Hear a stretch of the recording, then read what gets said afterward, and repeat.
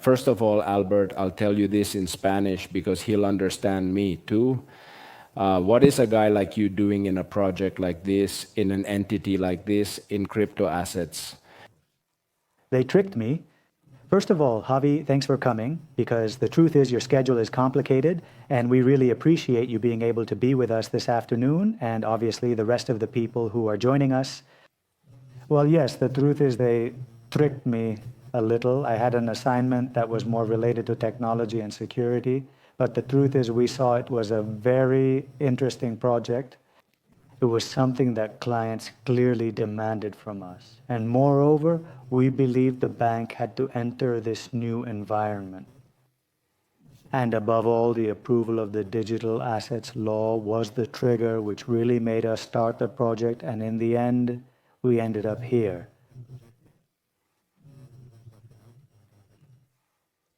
And when you approach this project a little, what is the objective? Because we talked with Quim about this new financial era.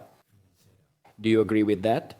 Are you seeing that crypto has entered banking, which is what we were saying, and you guys are pioneers with this service that I'll ask you to give me some hints about later, but what is your vision of this new financial era from the inside?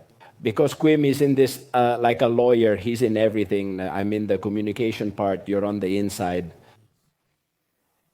I believe that the people who have crypto assets so far have really gone through a learning curve that is not easy. And in the end, right now, we believe it's not entirely massive. It's not easy to access this world. Our goal was clearly to make this easy. We wanted to make it accessible to everyone in an easy way, with a very minimal learning curve, but also with maximum security. And that's the reason for moving the project forward. I think the difficulty, in fact, of the whole project is this. Now let's move on to the part behind it, but two last questions. One, how is this integrated into the banking core? That is this a technological layer that goes outside? Is it an integrated layer? How are you? In fact, it was one of the big decisions in the project, the decision of whether to include it or not within the banking core. The banking core is the transactional system that maintains the positions of all our clients. And we had an internal debate and concluded that we could only do it, even if it was a bit longer, by including it within the banking core. Why? Because in the end, this provides the guarantees that the entire banking model we have also applies to this type of asset. It wasn't easy because the technology itself isn't, but we achieved it. And we were missing a piece. We were missing a piece that was the piece that connected with the blockchain networks. And this is a bit where the value of Onyze and the partnership we signed comes in, because all the communication with everything that is the blockchain, we can do through their technology. That is from creating credit in Doral, what you've done is a system that allows buying and selling crypto assets from the same application where I have my fixed income assets, variable income, my money, fully integrated within the bank.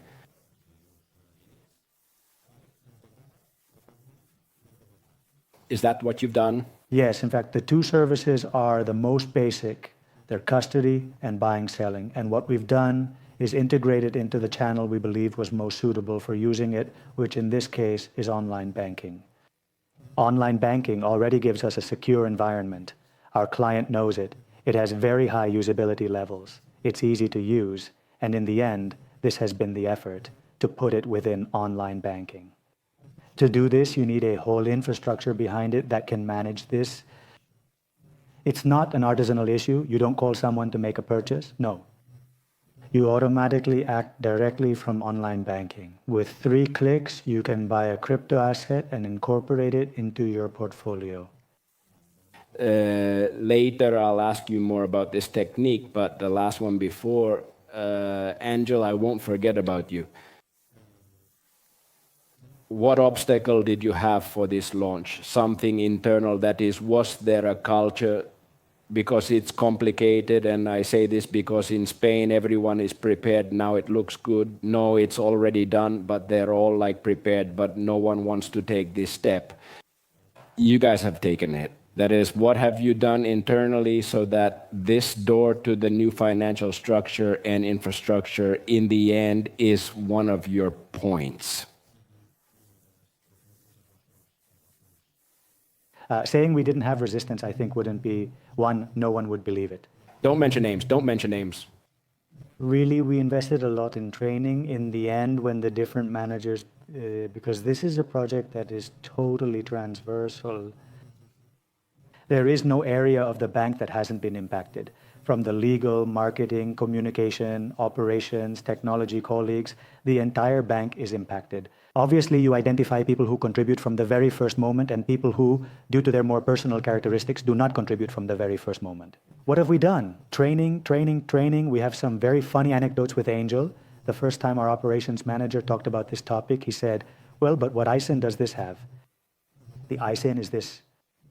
There's no ISIN, no, then it's impossible. We can't manage this, we'll do it later. And we did it. Angel, how are you? Very well. Look, if you want, we can do it in Majorcan. You can speak in Catalan, there's no problem. What I am going to ask you, and I apologize first, but I have to speak in Spanish to avoid looking much worse than I might. I already knew it couldn't be perfect, but well, hey, all jokes aside, first of all, Onyze, for those who don't know you, and there are many here, what do you do a little? And second, why did Creand Credit and Draw choose you? Because that's also an important topic. Yes, I'll tell you later. This will tell you that the question is almost more for... Well, no, because you will have to show your advantages. Let's see. Onyze is a digital asset custody company. We were born in 2018, 2019, when it was still quite incipient. It is true that digital assets had already been around for quite some time. And we were born with a very clear mindset of what has been discussed throughout the day-to-day. We knew that if this had to reach the general world, the end user, it had to be through big players and a simple integration. We couldn't be talking about meta more, wallets, private keys. All of this had to remain in a transparent model for the client, and the second derivative had to be secure and regulated. So from the beginning, we always proposed that structure, regulation, security, and a model to collaborate with those who are truly capable of reaching the masses and offering this type of assets to the masses. When we talk about this type of assets, we're not just talking about Bitcoin, Ethereum, we're talking about this whole new economy that's coming. In this mindset, from the beginning, we thought we didn't want to compete against banks, we wanted to provide services to banks. We are a regulated entity. We have always advocated for regulation, and we proposed it from within. That is, we are a custodian that provides services as a regulated entity, but at the same time that we provide those services as a regulated entity, we can give or help third-party players, whether in a sub-custody model, in an infrastructure model. This is the least, but we can work and talk on equal terms. And I think this is one of the things that helped Creand to say, hey, I'm not talking to someone who's going to give me an infrastructure, but to someone who is, in quotes, experiencing this whole transformation, supporting and betting on this regulated part from within. But how do you adapt to that banking DNA being... The image just came to mind of those little toys where you have to fit a circle into a square, well, by force. It was hard. We are entrepreneurs. We have very different rhythms and ways of thinking. But it is true that part of the team came from the fintech world. We had already gone through that startup journey where we tried to bypass regulation, and we realized that all of this is more difficult, and we changed our mindset and said, no, here there has to be regulation. It has to be above everything. And in fact, it has happened to us both in Spain and in Andorra that we are entities that help as much as possible, that contribute as much as possible. We invest a lot of time in training to understand and also in learning. So within Onyze, we have been in several regulatory environments. We have presented proposals to the EBA. We have had people working on the concept of the travel rule. And I tell you, since 2019, I think we started doing it the other way around, not saying this is about anarchism and crypto-anarchists. We put on the suit and said this is about bringing digital assets to the market. But didn't they say that Bitcoin is like this? We chose an X for all the commitment it makes at the regulatory level. It was key to find a partner who understood that this environment was already a compliance environment and that we were abandoning practices that had been done for a long time and that right now made no sense. Of course, because that's what I wanted to ask you in the end. When talking about crypto assets, it seemed not long ago that it was speculation, that it was ultimately about where the little ball is. And here you're telling me that there is a brutal regulatory layer, external, internal security systems, this is regulated. I mean, this is as safe as when one is operating in a traditional stock. This was for us the ultimate goal. We have to develop a service that is at least at the compliance level of the rest that we have, or in this case, even a little above. And here there was a very clear commitment to go with a partner who knew very well what had to be done, and especially with an important investment also at the technology level, acquiring specific tools, strengthening the entire human team. Tools give results, but if there's no one who can interpret them, then they're useless. And I think that of our entire project, it's really the part we could say most complicated or where we have focused the most. In terms of risks. Angel, how do you manage all the cybersecurity, all the attacks that can come from outside, all this fear that is always there because now we're going to the service so that Alberto doesn't hear it? I usually tell the same thing. I mean, the day Onyze, before as its own custodian, went into production, had its first client, I woke up like 5 times that night to check that everything was working and then went back to sleep. I mean, I didn't have an alarm. My own body wouldn't let me rest, seeing that everything was functioning. The paranoia is raised to the nth degree. I believe you can't set this up if you don't have a cybersecurity aspect within your own DNA, within the company's DNA. And we say it a lot internally. We are not a new technology company, we are a cybersecurity company. So the whole cybersecurity part, that whole concept of paranoia, of setting up something secure yet operational is complex. It's complex. You have to know how to manage those risks very well and continuously ask yourself how they are going to steal from you. And this is not easy. When I started all this, I didn't have as many gray hairs or as much beard, and I did have more hair. Switching genres. If it is, It's terrible, huh? Are you sure about this partner? Well, now seriously, I want to talk, I want to chat about crypto wallet, this service, this first service you have in Andorra. I want to know a bit about how it works, what advantages it has, how you do this operational integration with Onyze. I mean, I, as a Creand Andorran client, am making a purchase. What can I buy and when? What amounts can I take to my wallet that I have elsewhere? Can I carry bitcoins that I have elsewhere? This happens a lot with friends. Hey, Javier, my friend's son had some bitcoins. What do you do with that? I say, damn, where did you get it from? First of all. where they come from. But all this is a topic you've had to delve into, right? And it's what the investor here in Andorra wants to know. I mean, what security does it have? What advantages does it have? This is not buying a TF, it's not buying a derivative, it's buying the asset or not. You have to explain this to me. Well, Cryptogamit in the end is the option. The commercial name of the service is activated through online banking. You go to your investment section, you'll see a new icon. You click on the icon. If it's the first time, you have to take a test that consists of 8 questions, a bit of a knowledge test. If you don't pass the test, I wouldn't enter the world of crypto assets. I mean, don't use GPT to answer the test. I mean, take it seriously, and from there, the service is activated. which currently has 3 crypto assets, in this case Bitcoin, Ethereum, and a stable coin, which in this case is Tether. These assets account for more than 70% of the global market cap. Therefore, for now, we believe the offer is sufficient. In any case, we want to look at expanding, not going crazy by adding many, but I do think adding a few more would make sense. Once you have your, we could say, onboarding in the service, it's very easy. It's 3 clicks. With 3 clicks, you can buy, you can exchange your fiat money for crypto assets, and at the same moment, they are already incorporated into your account.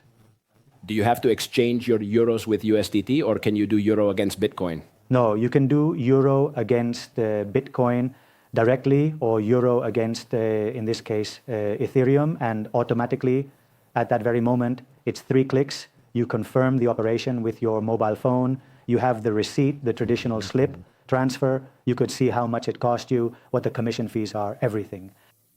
In terms of transparency, Just like if you make a purchase of an investment fund. exactly the same.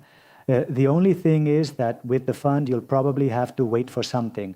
And in this case, you'll see that at the same moment, it is incorporated into your portfolio, where you'll see your positions, and this adds to the rest of the assets you already have, fixed income, variable funds, whatever you have. From here, it allows you to transfer out and receive from outside. In the case that you want to transfer out, you can take these crypto assets, and at the same moment you bought them, you can transfer them to a self-custody wallet address that you have, or if you want to send it somewhere else.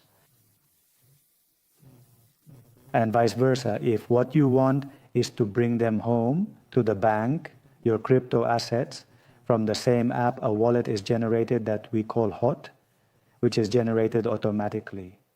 You copy it, make the transfer from your exchange or from your own self-custody key, and they are added to your position. Obviously, in the entries and exits, there are anti-money laundering checks. Therefore, if those bitcoins from your friend come from an environment that we understand is not compliant, then we cannot accept them. This is very fast, but I think it's important because BBVA, for example, does not allow you to bring Bitcoins, Ethers from another wallet. You have made an investment here. I already know this because what has been done here, Angel? Why is this possible? Well, I think it's a bit also, as I was saying before, since we are regulated custodians from day one, we have worked from day one to make this possible. This cannot be done overnight. In the end, all that infrastructure has a parallel layer, so to speak, of anti-money laundering prevention, what is called transaction monitoring or fin crime, which allows you to control everything that is happening, both on-chain and off-chain, that is within the blockchain itself. When the asset comes, we do a series of checks, but also outside the blockchain. That is, it can even be verified that the volume corresponds with the person. That here, moreover, is very different from the traditional world of money laundering prevention. In money laundering prevention, if you have a student depositing 20 million in the bank, all the alarms go off. Here, the problem is that the person who deposited 20 million in the bank bought them when they were worth 20 euros. And you have to do a series of completely different checks, but they happen. So all of this, in the end, is many years of work to make it exist, so we can control it, so we can trace it, so we can demonstrate, so we can generate an alert, trace the alert, how it has been managed, and how it has been returned. And this is a mindset that is fundamentally very similar to banking, which makes that part a bit easier within the difficulty it poses for the prevention team for this to happen. So when integrating the infrastructure, it already comes with a series of internal additions that the user doesn't see, which is what we were talking about. In the end, the user shouldn't care. The user is going to send their Bitcoin and you're going to accept it or reject it, or they're going to send a Bitcoin outwards and you're going to say, watch out, I can't send it to that wallet for X or Y. So these kinds of things are already there. The technology has been working on it for a while, or we've been working on these kinds of things for a while. And it's precisely those values we mentioned that when you propose this product, you don't just propose it with that important security aspect, but also with the regulatory part, which is that if you don't propose it from the beginning, adding it later is almost impossible. When you already have a whole revenue model and suddenly you start talking about money laundering prevention and you want to add it, it's much more difficult to do. Of course, I don't know if in the end you understood what this infrastructure change in the markets is, but what is clear is that we are talking about regulated assets or a regulated environment with a regulated entity from start to finish. That is the whole process. Lately, and simply because lately I've been saying a lot that Bitcoin needs to be even more hyper-regulated to become that independent, unregulated currency that we all wanted it to be in 2005 when it was created. Because in the end, that regulation is necessary to bring it to the people, that regulation is necessary to prevent market manipulations, and that regulation is necessary for it to truly be a real, useful, and significant asset within the portfolio. And this operation, Albert, is 24 hours every day of the week, because when one buys an ETF in the United States, which we all hear about, you can't buy on Saturdays and Sundays, nor in the evenings. Is it the same here? How does it work? That's why it was important to include it in the bank's operations model.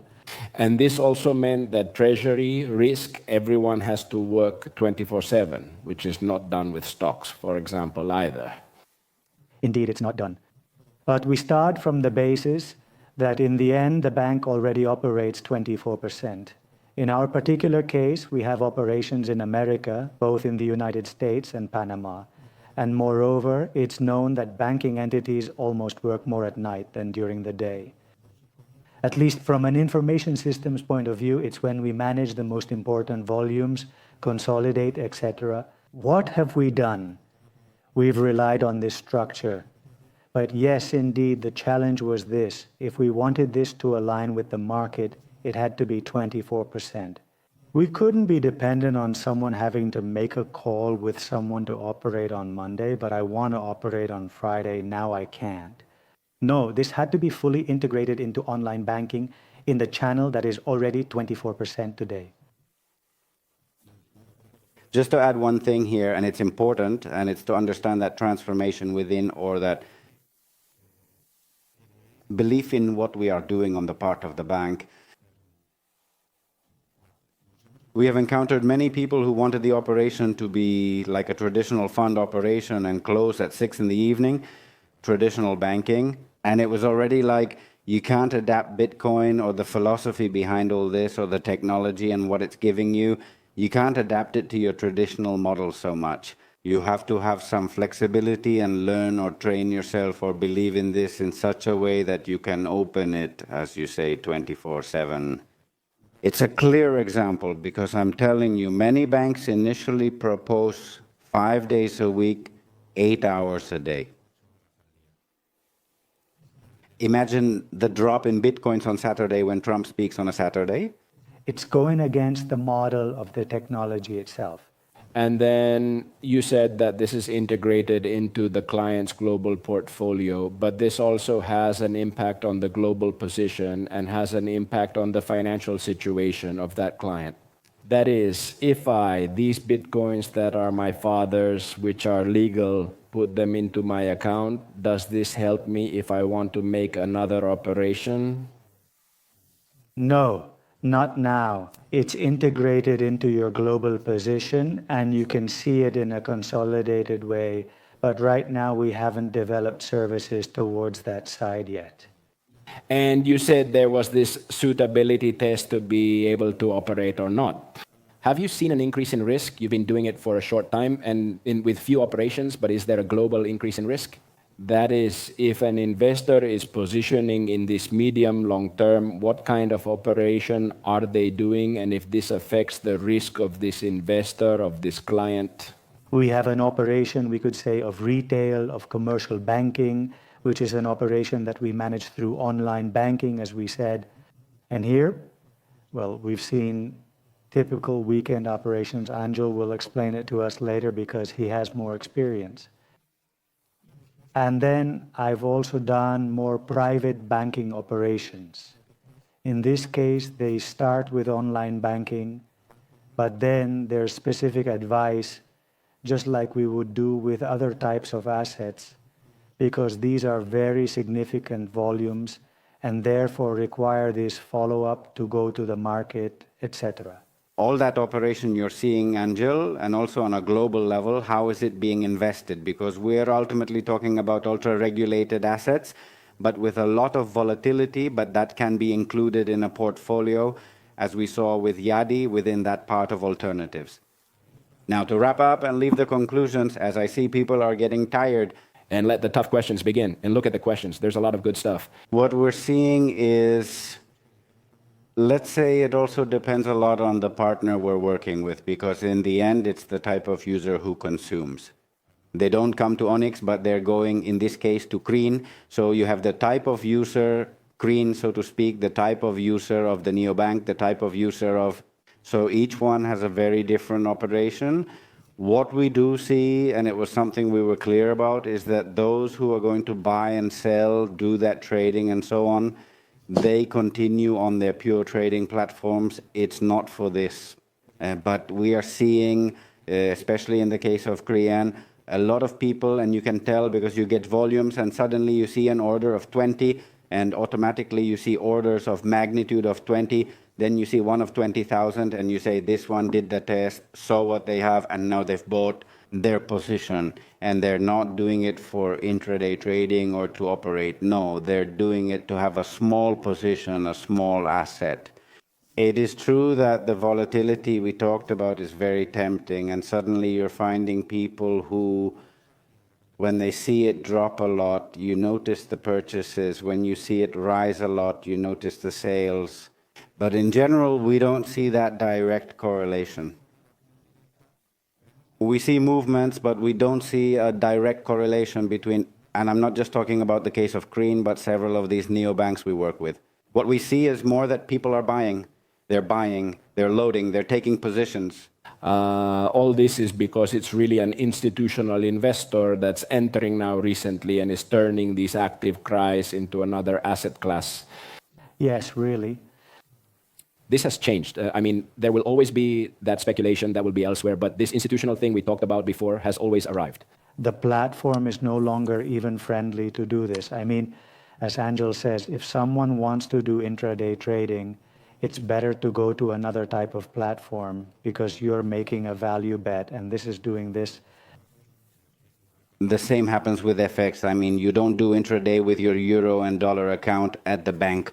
Yes, totally. No, but it goes more to see if this institutional arrival, those ETFs we mentioned, those investors who are already family offices, private banks who incorporated into that portfolio, see if that's, if you're a little obedient. I think it's very positive that the more institutional part arrives.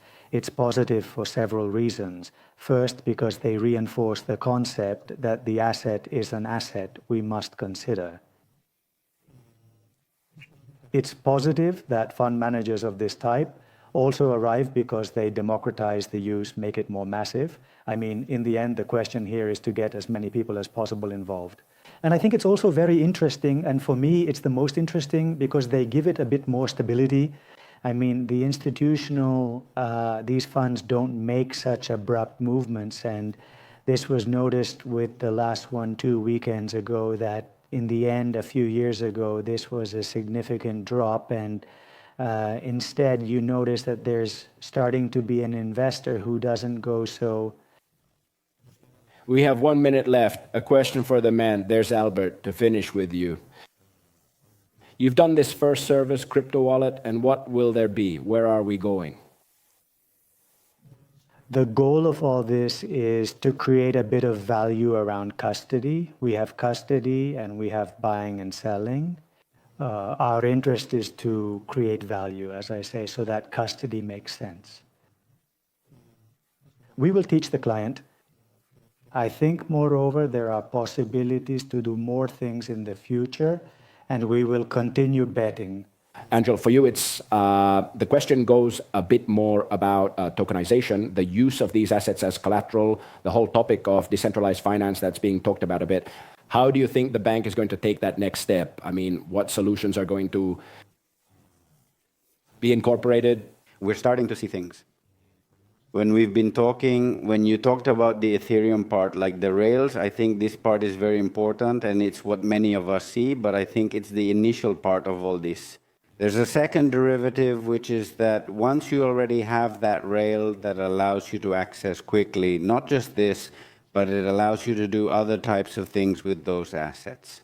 Now we're no longer talking about me having, this sounds strange, but we're no longer talking about, as you said, 6 days until I've changed from one bank to another with the positions, that maybe I can move my positions at the moment. I can take them to the other bank because they're going to give me the famous TVs they used to give us. But this is going to happen, it can happen, and other types of things will happen.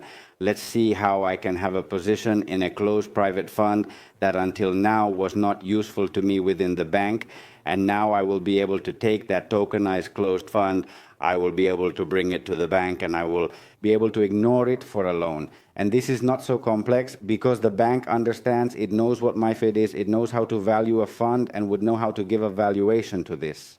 So we will see that this new technology allows us to cross the threshold of the things we were doing right now. It's not just that it's more efficient compared to what we have right now, it's that this efficiency allows us to create new economies, new secondary products.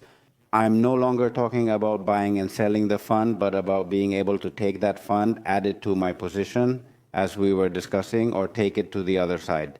We are encountering projects that are enormous, that could not be done with crowd models of small tickets, and that technology allows you to do it. And at the same time, they are long-term projects that allow the user who has that long-term position to do something with it, not just take 5,000 euros and have it for 10 years. JP Morgan was saying that next year it will use Bitcoin as collateral. JP Morgan is much more advanced. I stick with MiFID funds that we can understand and say, okay, let's value them. I'm sure Albert will get us into something. Once he already has a crypto wallet, he has launched us a, I'll leave this step there. Albert, thank you very much. Angel, thank you very much. Thank you. Many